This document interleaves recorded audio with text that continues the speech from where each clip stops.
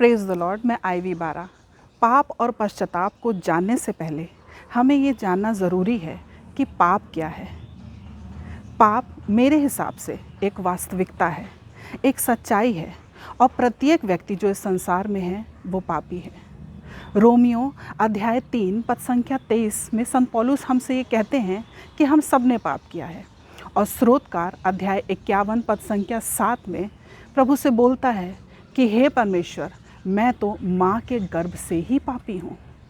और जो व्यक्ति अपने पापों को छिपाता है वो अपने आप को धोखा देता है, और जो अपने पापों को स्वीकार करता है, उसको प्रकट करता और उसे त्याग देता है, उस पर दया की जाएगी। पाप विनाशकारी है। पाप अपने आप में विनाश लाता है, हमें दंड भोगने के योग्य बनाता है। परमेश्वर हमें दंड नहीं देता। जहाँ पाप है वहाँ विनाश निश्चित है। पवित्र बाइबल हमें बताती है कि इस पाप और इस विनाश से बचने के लिए परमेश्वर हमें एक नया रास्ता देता है, और वो रास्ता है पश्चाताप का। पश्चाताप के द्वारा ही हमें नया जीवन प्राप्त होता है। पश्चाताप के द्वारा एक ऐसा परिवर्तन होता है जो अद्भुत है। जिस प्रकार क्रूसित प्रभु यीशु के बगल वाला डाकू, पश्चाताप के द्वारा ही उसके लिए स्वर्ग का द्वार खोल दिया गया।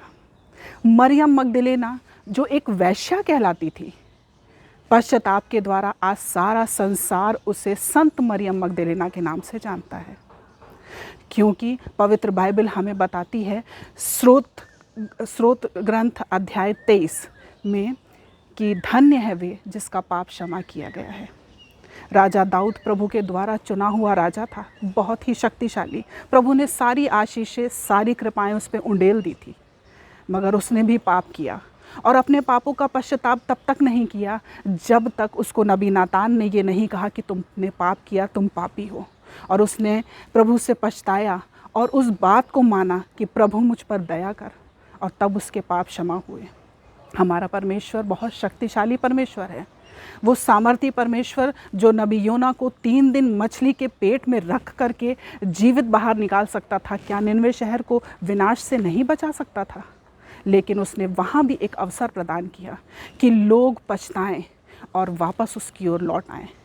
आज हमें भी प्रभु कहता है कि हम उसकी ओर लौटें। हमें भी आज वो अवसर प्रदान करता है कि हम उसकी ओर जाएं। पिता परमेश्वर से कहें कि पिता परमेश्वर, मैंने आपके विरुद्ध और इस स्वर्ग के विरुद्ध अपराध किया है। धन्यवाद।